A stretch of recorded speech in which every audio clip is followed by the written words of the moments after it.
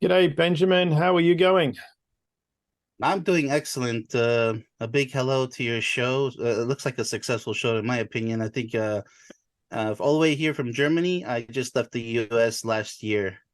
Yeah, it's a pleasure to be chatting with you, and it's wonderful that we can do that now that certainly the world has opened up a bit more because of COVID and people, as tragic as that was, but it has opened up an ability to connect with us and connect around the world as we've done. As you said, you're in Germany, I'm here in Australia.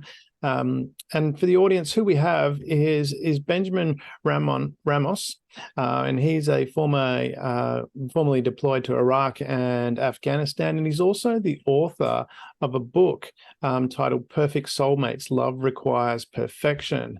And we're here talking about what is manly. We're trying to understand or find a framework for what is manly, because there's a lot of men and women, a lot of men and boys out there that are feeling lost, lonely, and not having a place in society. So, Benjamin, from what you've seen, you've done a fair bit of research to write your book. You've obviously been out and around the world a fair bit, America, obviously been to Afghanistan and Iraq, and also too, you're living in Germany now. What have you seen from that perspective, more broadly, in the sense of men feeling more lost, lonely, and not useful in society? Oh my goodness, it's a drastic change to say the least. I'll just make it as quickly as possible. I was born in '82 in Madrid, Spain. Grew up in Europe for a good 10 years, on and off from there, to Maryland, Florida, and then to Germany for the first time. And I just wound up back in Germany after being stationed in Texas in the Army. But I've been around the world, but it's a scary reality. What I don't want to say technology caused it. I just want to say how people are handling technology. It's not technology's fault as a double-edged sword. It's brought great, like you just said, it's a fantastic opportunity to be able to just connect like lightning from across the world. I mean, who would not be happy about it? But I noticed this eerie, men going this their own way, just a lot of depression, a lot of isolation, apathetic behavior. They don't talk to each other anymore. If you notice, just go to the grocery store, take a look around you. How many people are talking and laughing? I hope around your communities they are, because around the communities I've been through, a lot of communities, people are quiet, people are stuck and glued to their iPhones, and I hope they're happy, but it just doesn't sound like it. So, It's a what do you think that's drastic caused? change. Yeah, what do you think? Is it the technology, or is it's something to do with it's a more convenient way? It makes it easier to interact with technology as opposed to a real person. Yes, before technology, because I was fortunate enough to be born in '82, so that was before the cell phones, radio and television. Not even color TV was barely a thing, so to speak. And so I think what's changed is we no longer look up to our elders for the answers. We just Google it. And Mhm. so now our elders are pretty much worthless to the youth, all these new generations. And it's sad. It's sad because you used to ask your parents questions, and it was already hard enough with kids not communicating with their parents in the black and white days. I Now you was going to fast say forward I to the didn't I didn't communicate too much with my parents, certainly in the teenage years. So, exactly. But even in my days, the '90s, it's a huge change between '80s and '90s and the 2000s. Once the year 2000 struck, it's like this world of depression with the war on terror, and like you said, COVID earlier, and I'm just saying, what happened? We're not this weak as humans, as humanity. We're stronger than this. What do you mean? Technology is not a bad thing, folks.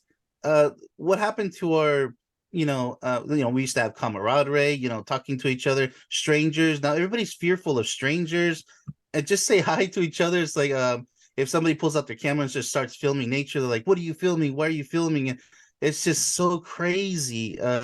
You know, I think people have become fearful, and I guess the whole Rubik's cube of it is they don't they're not handling technology the way they should. Like people like you and I, we can handle it. We can be happy and have fun, but we know how to put it down, because I watched one of your podcasts earlier and you guys were talking about technology and the effects of it. Absolutely, know when to put it down. Teach your children when to put it down. That's where it starts with the children nowadays. That's mm. all we have is to teach the children, because once they become adults, we're going to see the same behavior over and over. This apathetic, fearful, what is it called? When you're not an extrovert, you're introvert behavior. What do you think? You mentioned fear before.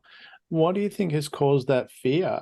Was it always there and it's just now manifested itself and we've got a release in technology, or what was it, or was it something new? I believe it's your ability to blend in the older days. Nobody quite knew who you were, or maybe some people did, but you were able to blend in better. Nowadays, it's your profile, and if people don't like you, cancel culture, then they'll tear you down, even if it's offline. Mm, Bullies, there's a lot of bullying. Also, it's the same behavior as online behavior. They ridicule you. And now they can isolate you through social media. But even if you don't have social media, they'll still ridicule you and say, you're archaic, you're a freak, a nobody. Like say if you just use email and you don't use social media, they'll be like, well, nobody's interested in you. So it's just you're damned if you do, if you don't. well, that's what I'm wondering from that perspective. Is it something about that we need to have, we need to be teaching boys and men that we just need to have an opinion, and sometimes some people are going to not like that. I mean, you look at some people, and for example, it's pull some random people, and I'm not pulling these because I'm a follower or anything, but I just know that they can be controversial. You look at Ben Shapiro, look at Donald Trump, as two things, and again, I'm not saying that their opinions are right. What I'm saying is that they've got an opinion that can be sometimes controversial, where some people get really upset with what they've got to say, but they just hold their own. Do we need to be encouraging people to just say, look, this is my opinion and I'm going to stand by that, regardless of what what someone else might think? Absolutely, you have to stick to your guns. Be the black sheep in a world of white sheep. There's nothing racial there. It's just if you're different amongst the crowd, you have to stick to your guns because, I mean, if you fall to the rest, time will pass by, and then if time passes by, you might have regret that, hey, why didn't I stick to my guns? Because now I believe more in what I used to believe more now than ever as you grow up. Or you may change opinions. That can happen too. Mm-hmm. But for the most part, it's important to be yourself in a world where they expect you to easily bow down to everybody else's opinion and just be another one of the flock. And from that perspective, I mean, what do you think stops people from doing that? Because if you look at it from a marketing perspective, being unique is a wonderful marketing tool. You want to be unique because that stands out, and marketing is all about that. When you look at brand identity, for example, McDonald's go to a great deal of length to make their brand unique. Yet as individuals, we seem to want to blend in. What do you think causes that, and how can people make themselves stand out? Yeah, we were all born in this big fish eats little fish world. It's very brutal. It's very fast. It's very merciless, Mm. ruthless. Yeah, as rich people say, you have to be in debt in order to become rich. You have to face that fear and trust in yourself, trust in your brand, and hopefully you'll succeed. But some people, for example, they start the YouTube channels, and it's not like till a couple of years or 3 years later, wow, it starts to explode, or maybe it's catching track all of a sudden. And you just have to have that faith and hope in yourself even when you're I've been in my own echo chamber, for example, and then eventually people start catching on. It's just, this is the way I see it. We're just too soon to the party. We're way ahead of our time. Those who start brilliant campaigns like that, like sort of like the McDonald's thing.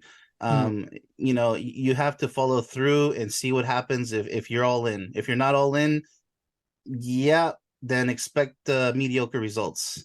Yeah. And from that perspective, I mean, you mentioned it's a brutal world out there, and I'm implying dog eat dog, that kind of thing. I wonder about that because if you look at any time there's a disaster or something like that happens, and even when it doesn't have to be a major disaster, there might be an accident or something. How many people come and run to help? Which is it's a massive amount of people that do that. Is it really a dog eat dog world, or is it that we've just got so sensationalized by the news and we're seeing a very small part of it? Because as they say, when it bleeds, it leads. But there's so many other feel-good stories out there that don't make the headlines. Do you think we've got, because media is so prevalent now, we've got a distorted view of what the world is like? Right. It always has been. If you Mhm. remember back, it's always just the bad news is always the front news. and Yeah. nobody wants to know about the cat being saved from the tree in front of somebody's backyard. It used to Yeah. be the story in the 80s, but then it just started, the bad news, bad publicity and all the drama. People just, maybe it's Hollywood, because all the movies are based on, you have the big plot and then the resolution at the end. It's all dramatic and over, many times just overdone, even unrealistic. Mm. But everybody wants to see, the hero wins in the end, or maybe not. Everybody dies in the movie, and the more dramatic and daring, the better. Like, we grew up with the Jason movies and Nightmare on Elm Street and all this bloody movies and horror, and even the dramatic action with bullets everywhere. It's okay if the men die, but if the women die, that's not a good movie. So Yeah. I mean, everybody's been conditioned, as you said, just conditioned to be like, I think now we've reached a point of numbness where there's no Mm. more dopamine left. So what happens then? You have this silent majority where we're just all, I guess, not like, I don't put myself in that mixture. I mean, I do experience that with everybody else, but Mm. I know how to handle it. And it is powerful when you have everything at your fingertips. And even when you turn off technology, we're back in the Stone Age all of a sudden. I think people have just forgotten how to, their people skills, just basic, speaking skills, and that is scary. But at the same time, I think it's over dramatized, as you said. That's an interesting point, because when we're talking about boys and men being lost, lonely, and not feeling like they have a place in society, and you talk about speaking skills, and I love that you went there, is, from that perspective, what have we lost in as far as communication skills go? To me, I look at it, communication is really, you just ask people about themselves and they'll talk forever. So what have we lost in that ability to go out and talk with people? Have we lost the ability to ask questions? Right. As I said with technology before, you can just Google things if that's how technology comes in. Mm. Even without technology, say you grew up without a brother, without a sister, without a father or mother, a single Mm. parent home, Yeah. it has a tremendous impact on your future. Mm. For example, I had a friend who grew up with the perfect parents. I swear, I want his parents, and I grew up with I the had friends like that. contrary. They had an Atari, and I wanted an Atari in the Right. back. So That's how old I am. nowadays, exactly. But you'd be surprised. History repeats itself, because he, in the end, at 41 years old, is complaining that he Yeah. was brought up as a golden child, and I'm like, that's not a golden child, and that he was controlled, and I'm like, no, you got to pick out who you went out with and everything. He virtually had like the life that anybody would expect as a young kid growing up in Mm. this world. But Yeah. in the end, he just didn't appreciate it. He just wants to blame everything on his parents. And it's called when you estrange somebody. Now Yeah. his parents are estranged. And Yeah. they in the parents, I know his parents, and I just feel so sorry for their case, because I'm like, why? I even knew him, and I'm Mm. like, why did you do this? Like, you had the perfect life. And so in the end, it just comes down So to, he's I upset guess, the with his parents, personality. is he? Because he had this great life growing up. Right. And so he wanted challenges. He wanted them to be more harder on him, like everybody else. And I'm like, no. I'm like, what do So you, he's that's like if you complaining were that his parents didn't restrict him more. Is that right? right. And Oh, this happens wow. also with rich folks also. So I Yeah. guess some, but where they're born with the platinum spoon in their mouth, and they complain later that, it's like the Batman Begins story. He goes out to learn how to become a criminal in the harsh life, and well, Bruce Mm. Wayne doesn't know what to do, right? I mean, he has no purpose. And so that's what we're coming down to. Like, what is your calling Mm. in your life? Because if you don't feel like you're here for a reason, there's suicide, there's depression. It doesn't matter if you're rich or poor, it's going to eat you alive. I love that. You just mentioned purpose there. From what I've seen, because I look at, I've dealt with a lot of people, and there's a lot of younger people that have a purpose and they're very driven. They're doing fantastic work. It's quite amazing. And there's older people that aren't as well. But there's, when we talk about boys and men, that purpose, is it, what your purpose is, or is it a case of just go out there and try different stuff and see what works?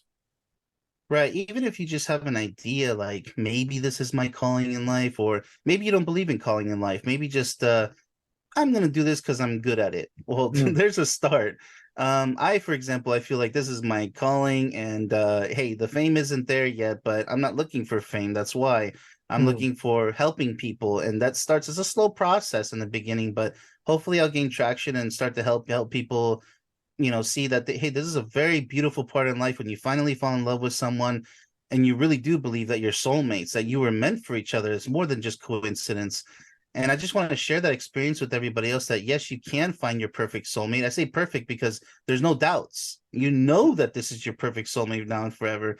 And it does exist. Love, I believe love is the most powerful power in this world, but so is evil. Evil is just as strong as love, but I believe in the end love wins, but that's up to us to maintain that Mm. ratio there. It's a constant arm wrestle in this life between love and evil. So from that perspective about having a purpose, how did you know that I mean, because you wrote the book that you wrote and you're on the quest that you're on, how did you know that that was your quest to do, your purpose? Well, it started off as a dare because, I started preaching after the army. I started preaching about love so much because I value my own life. I could have got blown up in Iraq and Afghanistan, but here I am in one piece, squeaky clean. Mm. And, I asked myself, well, then what do I really want to do? Do I want to work for somebody else and help them get rich? Or do I want to work for myself and just make a decent living, be Mm. happy?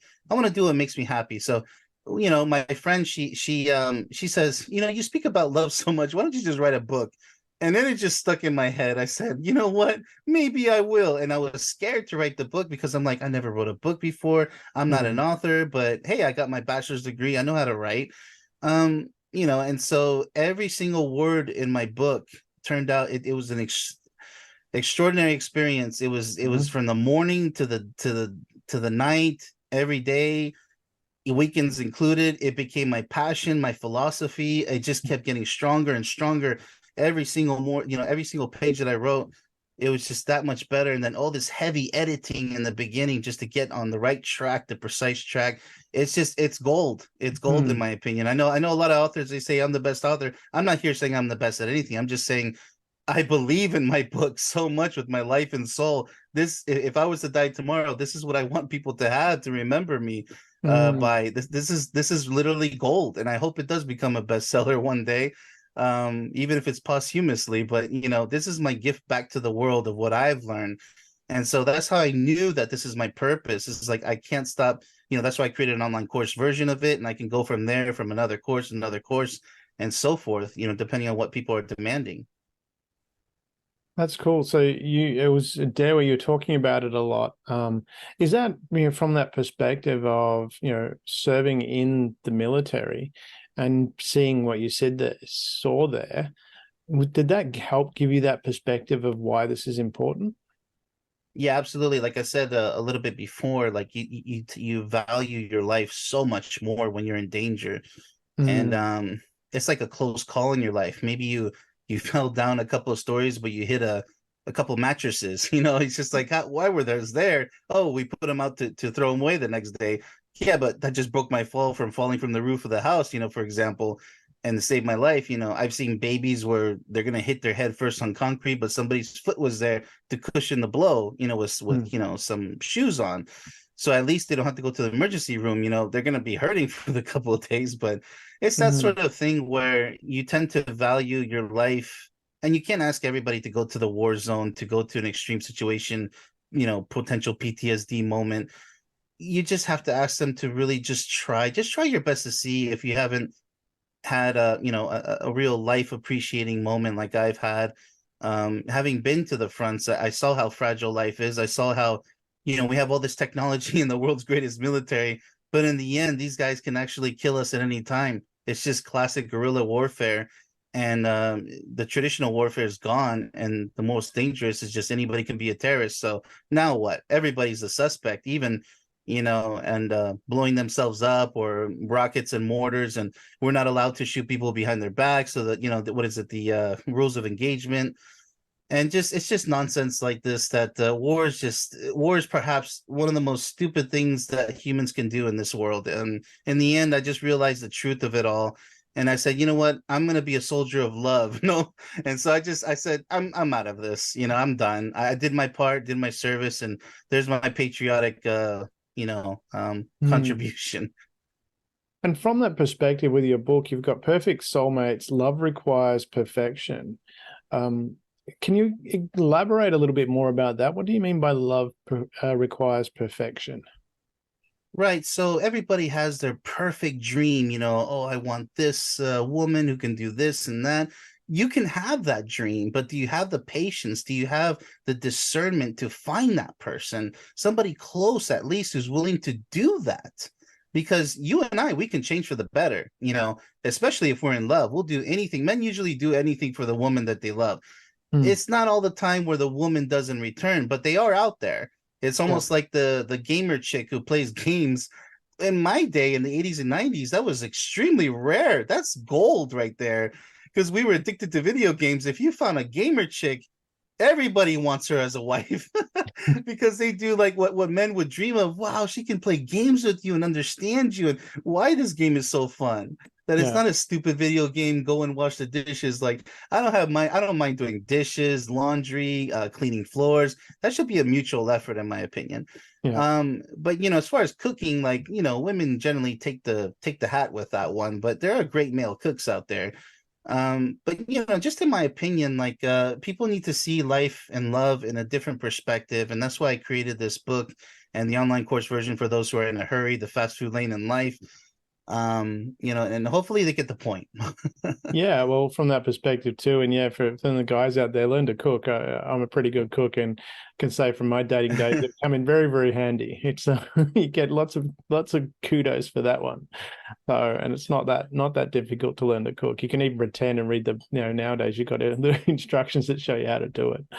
So Right. from that perspective, when you say that, I mean, finding your perfect soulmate.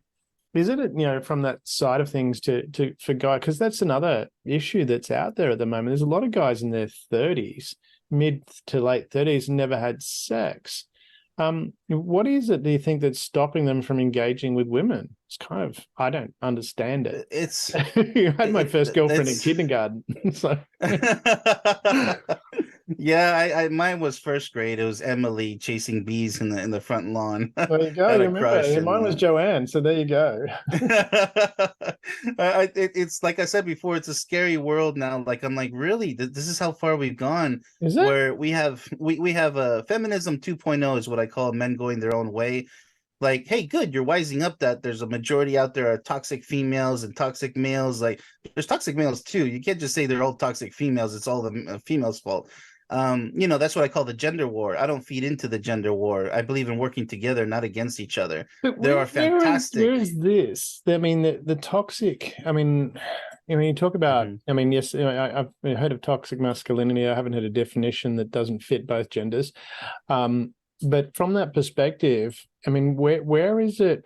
The I know there are toxic women out there, but I'm just wondering from that perspective, because I've met that. I know there's a lot of really, really, really lovely women out there that are struggling to find a nice guy. So I'm just wondering why these two aren't meeting. They're nice guys and a nice. Right. Right, absolutely. Yeah, what I mean by toxic, because you're absolutely right. It's a very fragile term these days, and I'm Yeah. saying, look, guys, it's really simple. It's people who they weren't really educated properly by their parents. They're very rude, disruptive. They don't like to listen. Poor listening skills. You can't go into a serious relationship with these hindrances. Let's say the Mm. lack of wisdom and maturity. Because it's going to fail. In the end, it's going to fail. Sure, you can have a hot body, muscular guy, fit woman, but it's not going to last long if your personalities are garbage. If it's too toxic, it's selfishness, it's greed, it's carelessness. I care only for myself, not for you. But people will throw each other under the bus in these long-term relationships and surprise each other of what they're capable of because they don't really know each other. It's kind of scary in that way. It's like, do you really Mm. know each other? Because a lot of people determine success as how long have you been together? That's not success. That's impressive, but hopefully you guys have lived happy years together. Because for a lot of people, they're like, "Oh, we hate each other, but hey, we've been together for this long time, so I guess we're in love, and I guess we're soulmates." Well, it's kind of humorous that you guess, but you have to feel like, wouldn't you want to feel that they are, and that, like, reach a moment, reach a peak. The goal is like people are capable of achieving a PhD. That's very difficult. If you're capable of achieving a PhD, you can't achieve a PhD in love and understanding and just be perfect. Work. There's only one team member you have to work with. Think about it. It's not a whole team, so it should be easier than working with like a whole soccer team and trying to get everybody synchronized. the thing is oversimplicity, lack of seriousness. If you put just as much effort as you did in your job or in other things that you put, people's hobbies into your relationship, it's going to work out. But you have to have synchronicity. You can't just have one without the other. It's a two-way street. Yeah, and if I'm heard you correctly from the beginning of that part of the conversation, you talked about the toxic femininity that's out there, and I get that there is some of that out there.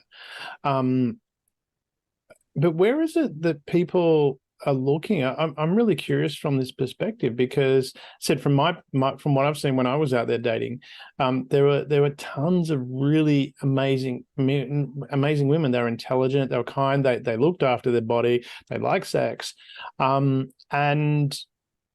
were lots of them out there. Now they weren't hanging out at nightclubs. But I'm just wondering, where is it, when you talk about, the guys that are not wanting to get out there because of all these toxic women, where are they meeting them? And I'm just curious from that perspective as to how can you have an experience like that, and think that's the majority of what's out there? Yeah, absolutely. It's two things, I believe. Lowered expectations because they want the perfect scenario right away with anybody. They don't want to have to go through the hassle of maybe, oh great, here's another person who's not perfect for me. But if they've played video games, they've died enough times and hit respawn to know that you get another go. Right. Right. And what I meant. Yeah, exactly. Not when I played video games, you had 3 lives and then you had to start from the beginning. Exactly. The further did back that for my son. He played Atari with us, and he's like, "What? 3 lives? You got to start again? What?" Yeah, it's horrendous. Like in some cases, the further back in history you go, the worse it gets. So we have now freedoms now more than ever. I agree with that. Like people don't understand what real struggle is these days. Yeah.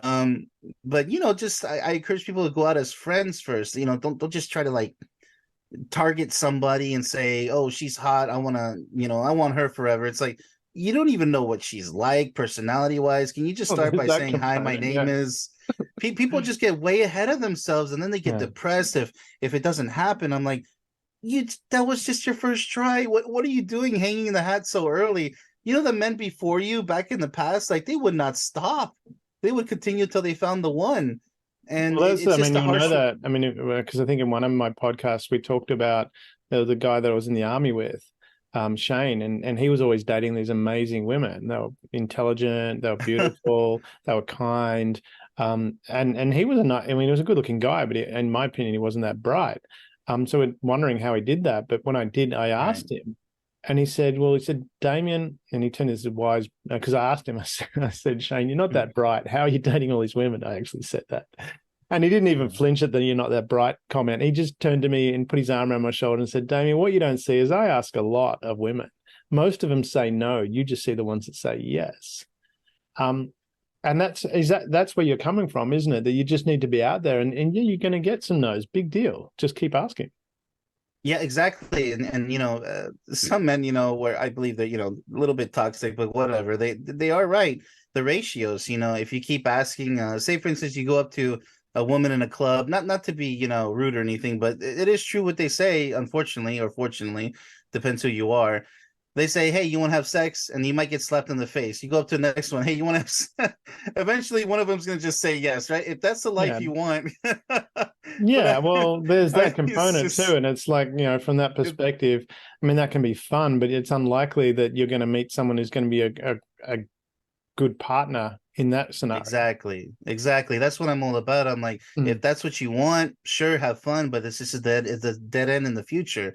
I highly recommend you focus on other things like long term, because then you could have each other forever, and you could have like 20 women in one if she's that talented. Who knows? I consider myself 5 in 1, because I'm this type of guy, I'm that type of guy, I'm a all around good guy, I believe. And am I the best guy ever? I don't know. That's up to for someone else to judge. But I mean, I know that I'm happy, and if I'm happy and she's happy, then genuinely happy, by the way, not pretending, because that's another big problem people have. They put on this mask every day saying, "I'm happy." It doesn't quite look like it, but if you say so, I just smiles, they prove everything, so genuine smiles. So And how can you That's tell, like yeah. from somebody you're meeting when we're talking about the toxicity? Are there ways? I mean, an example would be, and I've done this, where I was meeting someone for coffee, and then I said I had a meeting on, and it was at this time, and then as they were turning up, I was in the meeting on the phone. And I just said, just a minute, this is going to go a little bit longer. Do you mind waiting a little bit and just see what their reaction was? And then I'd have the meeting and it'd go, a little bit 10 minutes longer than expected, sort of thing.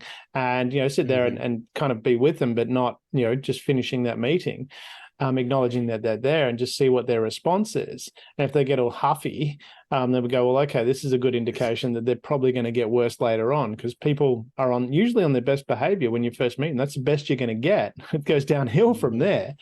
Um, you find out all these little things that, women do fart in bed, that kind of thing.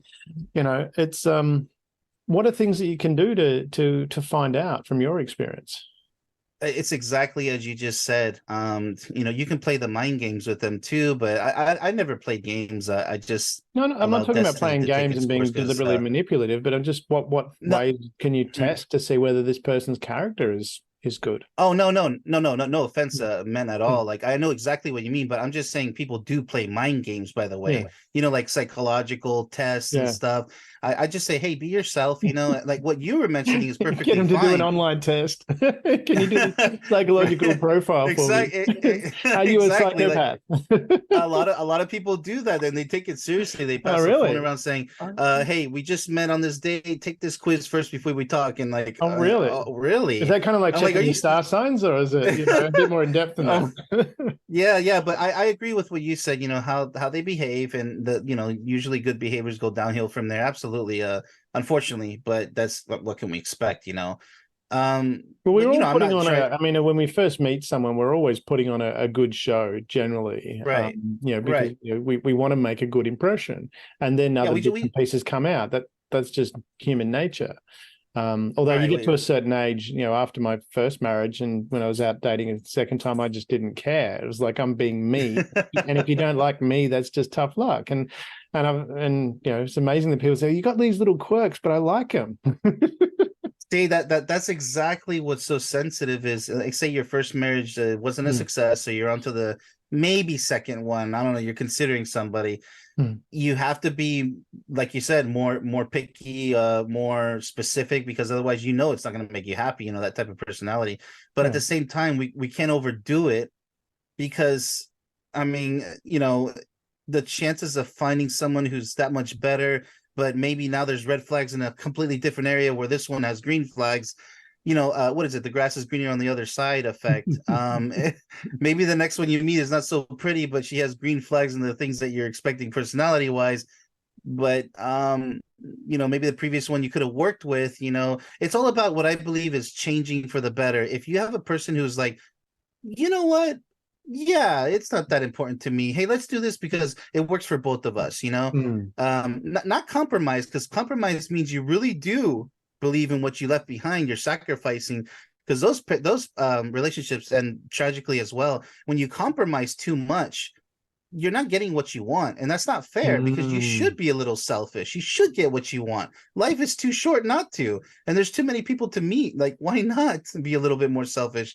So, and what I mean by selfish is, focus on a person who knows what they want. Say if you have two people who know what they want, man and woman, and then they say, you know what, let's make this work. It's mutual effort, right? We're taking responsibility for ourselves to make this work. You and I, not you mm, individually and I individually, you and I as a team. It's got to be teamwork, because otherwise it's mm, not going to work. If she says, I don't like doing that sexually, well, but this is my fantasy. Uh-oh, that's going to be a time bomb in the future, a ticking mm, time bomb, because in the end, he's going to be like, maybe go with the prostitute, maybe have an affair. That temptation is going to be there, or just mm, break up and say, you know what, I'm sorry, but I've waited too long for you to change for the better because I really want this. And you just say no. And it's just like, well, how can you love me if you're not willing to change for me? Because, hey, I can do anything for you. It's not going to work. And, people, they have a hard time with it. They just settle like lowered expectations. It's horrible. Don't do mm. that. Do not do that. I love what you just said, because haven't heard many people say that, but about not compromising, because it's something that I'm big advocate of that. If you're very clear about what you want, and you find someone who else is very clear about what you want, and you both mutually get along, and as you said, go out and get to know each other first. If you find out that you actually, you getting what you want and she getting what she wants actually overlaps, so you're both getting what you want, you don't have to compromise. Right, exactly. Like, why not? Like, why are we compromising so much nowadays? Like, it's not that hard. You know what that means is that they're not willing to change for you. And what is that going to tell you in the future when you have kids? Well, if Well, you've I married the don't. right person, why do they even need to change? Because you're already, fit together. Right. It's just there's so many, for example, mainly written by women, unfortunately, in the 90s, especially, they're saying, um, don't allow your guy to change you, be who you want to. And I'm like, wait a minute. We're not necessarily asking them to change. We're asking them, where's the feminine part of you? Because this is all authoritarian. You want to be more like a man thing. Like this is again, and now we're in the 2000s. We're seeing it. Well, the effects of the 90s, all those books and preaches, and now we have all this advice to where be more like a man in charge. And I'm like, you're destroying the nuclear family. Now you're going to teach the kids all this crooked nonsense, and it's not going to work. It worked for a reason in the past, and it wasn't even perfect in the past, but at least it worked, and we're supposed to do better. But now we're going worse because people want to be what they're not supposed to be. We have overly feminized men who are no longer, they don't have that courage, that wisdom, and that strength. Now they're just more like cowards. They're just like, nah, I don't care about women. I'm just gonna just masturbate for the rest of my life. I'm like, are you serious? Are you serious right now? That's your message? That's what you've learned? That's your strength? Well, that's your the question I'm wisdom? asking from that perspective, because I mean, masturbating on the couch is nowhere near any comparison to having sex. Well, good sex, anyway. Nowhere near. I mean, it's such a pity because we have these men who are dead, the walking dead. You're supposed to be happy. Like, don't do this. You're doing it to yourself at that point. But isn't that I the can't whole really. point? I mean, part of the feminist movement was, empower women, but by both becoming more powerful, you're actually raising the tide for everybody. You inspire each other because you're both, you have, you both have strengths. I mean, there Right. are differences. I mean, I really appreciate my mum when I was growing up. She highlighted that a lot. She said, men and women are different. They have different strengths. They Right. both have strengths, and by coming together, you become more. And is that what we need to be telling men more of now? That just be yourself and encourage the strength in your partner as well. Right. Because nowadays, if you listen to the MGTOW community, like men going their own way, look, I have nothing against that. Like, you're supposed to be going your own way, not the other way, but your own way. I agree with that. Mm. Learn from your past failed experiences. Like, because now they're saying, oh, What's he's in the sorry, red I haven't pills. really got into the men going your own way thing. I've heard of it, but I really haven't studied it Right. much. What so Right. what they when they're going their own way, what is it? What does that mean that they're not? Mm-hmm. Right. So they have failed relationships, countless ones, maybe two failed marriages, one failed, any combination. They just Yeah. ended up losing in the end. So now they're upset, just like the feminists, the extreme feminists, now they want to get back at the gender and say, well, we don't need you. We can live all alone. And men are this and women are that. So now the men are doing the same thing, which is why I call MGTOW feminism 2.0, because you're just doing the I get same where you're thing that coming from. Yeah. the disgruntled women who had failed relationships are doing. You're just going into the gender war. Like, Well, step out of the there's two gender war. components to that. Either you dated someone or married someone that was a jerk, or you were a jerk. Yeah, Isn't that right. where that comes down to? Well, yeah, it comes down to Or you owning both your were a own jerk together in the relationship. Maybe that's a good way to be. it could have been absolutely, because it takes two to work, but sometimes it takes two to absolutely fail. If Yeah. you don't accept responsibility for your own actions, and there's a lot of men who do that, and then later on they'll just blame the women because it's convenient. But Well, in that's the what I'm end, it wondering, because I failed. mean, I've dated a couple of women that were, not very nice women, but I dated them and I stayed with them for probably much longer than I should have. Right. But they didn't force me to do that. I chose to do that. I can't be Right. mad at Well, women for doing that, and I certainly can't be mad at all women because there's so many amazing women out there. yeah, right. And they need to Maybe I realize need that to the women clone me. yeah, well, sometimes I feel the same, but then they're gonna call you egotistical and everything else. In other words, a narcissistic, that's a very popular word that's misused a lot, actually. Narcissism, Well, normally the person it's saying someone else is a narcissist is the narcissist. right. Yeah, like that's why I don't accuse somebody of that. It used to be when you're into yourself, it's called you know the word for it. We used to I say it mean, all when the you're time. I mean, egotistical, but in a Mhm. negative way. I mean, there's the showboating component of that, but there is Yeah, a like component where you can be confident in yourself and you can express that right. confidence. That's what I encourage. I'm like, hey, he's not a narcissist. He's just very proud of his talents, and he wants other people to either see that and benefit from it, or learn from it, or Yeah. I mean, she's if not you're putting narcissist. other She's people she's just down and saying you're better than everyone, ignoring everybody else, and that's a different scenario. right, But if you're going, look, right, I'm really good, exactly. just because you say you're really good at that, something doesn't mean that you're saying everybody else is bad. When somebody interprets Yeah, that way, it's most likely their lack of self-esteem as to why they interpret it that way. I mean, I'm yeah, putting that from exactly. I mean, and maybe that's just my view of the world, because if someone comes up to me and says, I'm freaking awesome at this, I don't go, well, what are you saying I'm not? I think, well, yeah, Right. cool. If you're awesome at it, that's awesome. Yeah, we live in an extreme world where it's either this extreme or that extreme, and we Mm, just need to dial it back in the center somewhere, mm, and just learn from stop being like everything. Like today, if somebody doesn't like something I said, they're like, "Oh, so you hate this?" I'm like, "Whoa, whoa, who said hatred? I don't hate this. I just don't prefer that, like."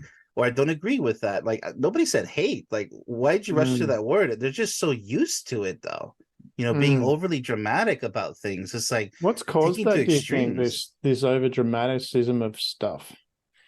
I think it's just the like I said before, like the Hollywood conditioning, or if it's not that, just this drama, this appreciation, this lust for drama to make things more than what it is. Just maybe attention seeking behavior as well. To look, I'm gonna put things this exaggerated, the slavery times of slavery.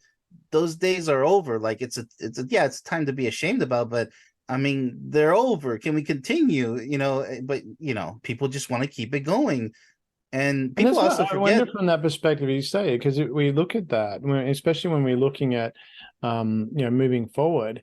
I mean, we know from a psychological perspective, what you focus on, you expand in your life. So if you're focusing on, something that happened 200 years ago, for Right, example, and saying, and that's going to be your reality, and you're going to miss all the other things that are really good. And that's what's right, coming back to that exactly. social media thing, or the media in general, where you go, okay, there's things that are sensationalized because when it bleeds, it leads, but that's really the minority of what's going on as opposed to the majority. But we start Right, to, is that precisely. yeah. So how do we get people to recognize that that's what's going on?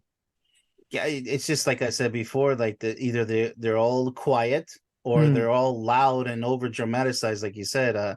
It's mm, just two extremes, and so I guess it's hard to say. We have to be the example, like sort of mentoring the public, the mm, masses, the little, the small people, not small people, but the few like you and I. We have the ability obviously, mm, to mentor and to teach and to be a good mm, example of what we believe a decent person should be, and hopefully others will learn from that. Because what other option do we have? We're not their parents, we're not their friends, close friends. We could end up being them, but are they ultimately going to listen to us in the end? It's hard to mm. say. And from that perspective, when we're talking about the boys that are and men that are lost, lonely, and not feeling useful in society, what would be your strategy to them and say, hey, if you were to guide them, if they were sitting, if you had a room full of guys going, I'm feeling lost, lonely, not useful in society, but Benjamin, we'd love your advice as to what to do. What would you suggest they do? All right. Well, it's time to go buy a whiteboard or take out the notebook, and let's start writing down what you're good at in life. What do you Ooh. believe you're good at? Because if you don't believe in yourself that you're good at something, and other people say, "Hey, you're a good soccer player. You should go professional." No, I'm not good. I just like it a little bit. No, trust me, I'm terrible. No, you Mm, have to write that down yourself. What do you believe, honestly? Not because people told you, is because what do you think you're actually good at? Like, write it down, but you have to believe. The power of belief is the true currency in this world. If you mm, don't believe it, then you're not going to achieve it. Power perceive, power achieve, that sort of thing. But belief is the fuel source. So you ask them to write down even if you like your complexion, do you like the way you look, or you think you're ugly, whatever. Write down the negative and the positive, and let's work with what we got, Yeah. because if you don't believe in yourself, we're not going anywhere. Yeah. How do you get someone who doesn't believe and say, well, I don't believe in myself? What can I do to believe in myself? It's just a shot in the dark. I've worked with people, for instance, with the masturbation addiction, pornography addiction. They say, I'm nobody, I'm horrible, I'm a failure. I hate pornography. And I'm like, okay, yeah, let's get past that. You hate pornography, but you're masturbating to it. Is that right? I mean, yeah, it's like, it's not the pornography's fault. It's you're stuck in a rut. Let's get you out of the rut. But they just like they're Wow. so overwhelmed, depressed, and angry. It's like, how do you try to work with somebody like that? They have to get over that first. Their emotions. Mm, Learn how to get control of your own emotions, because nobody's going to be able to help you if you mm, can't. You're not emotionally in control. mm. And that's a good point that you said there about being emotionally in control. I mean, is that, part of a process that you can learn as well? And how do you teach people how to do that? Which is I, whose I can I position is can you try in? to I can try to teach, but honestly, like I said before, if they're not willing to participate, if they're going to stick to their old ways and not change for the better, Yeah, but as we we're said even operating from that. earlier. But let's assume that they've said, okay, Benjamin, I need to Yeah. learn some emotional self-control. How do I do that? Oh, right. Let's start with some martial arts, go to the gym. I mean, let's Oh, build up some strength, like some inner, like, yeah, let's see how strong you are mentally and emotionally. We can work on that. But that's a lot of talk. That's a lot of pep talk. You got to boost up their self-esteem, and again, see what their interests are and what they think they're good at in life and what makes them happy, what makes them tick, what makes them want to wake up every morning. That we got to focus on that type of stuff for mental, emotional strength. But physical strength is a must. Like, get in there and lift some weights, or do play some sports, but you got to get moving. You can't be stagnant, because what happens to cement when it's still? It's gonna, it's going to there yeah. I you love what were. you're saying about being moving. I mean, that's a really important point. Is it a case of, again, just get up and do something, anything? Well, I mean, well, you gotta know yourself. So, Mm. gravitate towards what you feel is a fun activity. If it's just hanging out in the park, so be it. Yeah, But hopefully you're hanging out with somebody, because company is always what brings happiness in life. A lot of too yeah. much antisocial behavior out there, but in the end, you're gonna realize the hard way that we need each other. We so need each other. Go to a ballroom dancing class. There's lots of them. Oh, absolutely. That's if you like That's dancing. where I used to. Yeah, I mean, when I was in Perth, there was it was a nightclub that was ballroom dancing, and they did progressive dance. So you do a routine and then move to the next part, and it was the ultimate in speed dating. And then the music Oh would start to yeah. go, "Where was she? Where was she?" And you'd be trying to find where You see, that's because there was someone productive. as you're swinging around, you're having a giggle and laugh, and you go, "Oh, she's really cute." And Oh then she's yeah. going like, "Stop the music now." Yeah, that's a lot better than the two-step, because it's dynamic, it's fun, has possibilities, positive possibilities. Mm. Absolutely. Yeah, that's a great And choice. nice Like me, girls hang martial out in those artists. places. So, Yeah, yeah, yeah. You never know where your special someone is gonna be. That's the mystery of life right there. Where is yeah. she going to be? Where are they going to be? Right? It's always a gift waiting to be open. Awesome. This has been a fun chat, Benjamin. If we're going to leave the audience with a nutshell, a takeaway, what would it be that you'd want them to embrace from this discussion? Well, I hope they give my book and online course a shot. That's not from a business perspective. That's because I poured my heart and soul into it. Once you're done reading that book and taking that course, even just a course or just a book, you're gonna want to do the other one. But if not, then now we can have now we can help the world, is what I'm saying. Like, this is going to Hmm. do a lot of good. So if you don't purchase the products that I created, that's fine, but just know that life is not hell on earth. It's actually supposed to be heaven on earth. You gotta, but Hmm. you're responsible for that. That's the key. You have to make it happen. I know it sounds cliche, but that's because it's the truth. Yeah. What little effort forward we go is a huge, trust me, it's a lot further than what you think it is. But Mm. day by day, if you learn how to take care of yourself, then you can learn how to take care of others. But don't go rushing into a relationship because you think you can. Know you can, then you're ready. Mm. I love that. That's awesome. Benjamin, it's been wonderful that you took the time to be in the show, especially, coming from Germany. It's been fantastic having you here in Australia. I love it. Thank you for taking the time, and look forward to catching up with you again in the future. The same to you, and I really love your channel, and I'm going to go ahead and hit that subscribe button. Thank you. I really appreciate that. Thank you. All right. Thanks a lot.